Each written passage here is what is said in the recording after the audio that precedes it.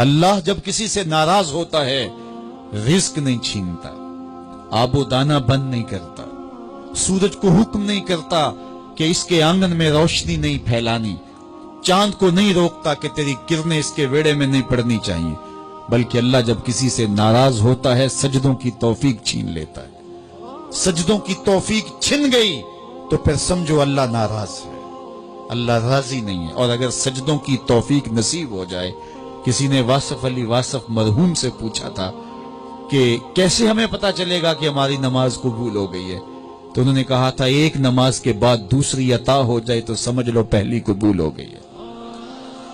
تو نمازوں کا نصیب ہونا یہ اللہ کی رضا اور اللہ کی خوشنودی کی دلیل ہے، اور سجدوں کی توفیق کا چھن جانا یہ اللہ کی ناراضگی کی دلیل ہے۔ میں اور آپ دیکھیں کہ ہم کہاں کھڑے۔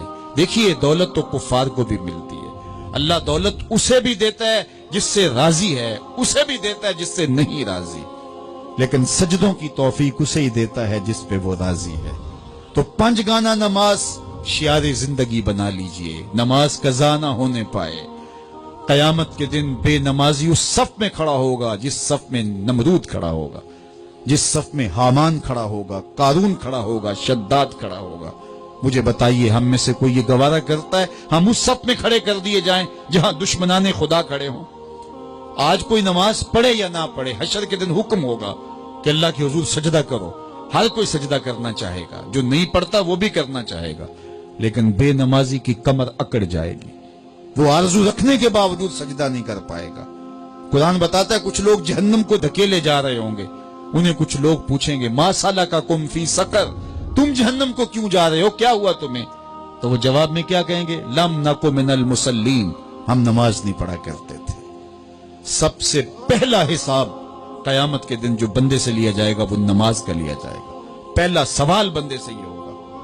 یا چڑیاں بھی رب کی تسبیح بولیں اور اشرف المخلوقات سویا رہے، جب صبح کا وقت ہوتا ہے حشرات الارض بھی بلوں سے نکل کے رب کی تقدیس کے ترانے پڑھ رہے ہوتے ہیں، درختوں کی شاخوں پہ چڑیاں پرندے وہ بھی اللہ کی تقدیس کے ترانے پڑھ رہے ہوتے ہیں، حشرات الارض بھی اس کی تقدیس کے گیت گا رہے ہوتے ہیں، اور اشرف المخلوقات خراٹے لے رہا ہو، اس سے بڑی بد نصیبی کیا ہو سکتی ہے؟ آئیے 5 گانا نماز شعار زندگی بنا لے۔ اس مجلس میں اگر کوئی بے نمازی ہے تو آج عزم مصمم کر کے یہاں سے لوٹے کہ آج کے بعد نماز نہیں چھوڑوں گا، اور اگر آپ 5 گانا نماز کی عادت رکھتے ہیں تو آپ کو مبارک ہو، لیکن یہ عزم کر کے جائیے اپنے گھروں میں، اپنے اعزاء و اقرباء اور اپنے دوستوں میں اس زور سے تلقین اور تاکید کریں گے نماز کی کہ وہ پکے نمازی بن جائیں گے۔ بندہ بندگی سے سجتا ہے، زندگی آمد برائے بندگی، زندگی بے بندگی شرمندگی۔ اگر زندگی میں بندگی نہیں تو زندگی کے پلے ہے کیا؟ علماء نے لکھا ہے کہ یہ سارے درخت حالت قیام میں ہیں، چوپائے حالت رکوع میں ہیں، مینڈک تشہد میں ہیں، اور حشرات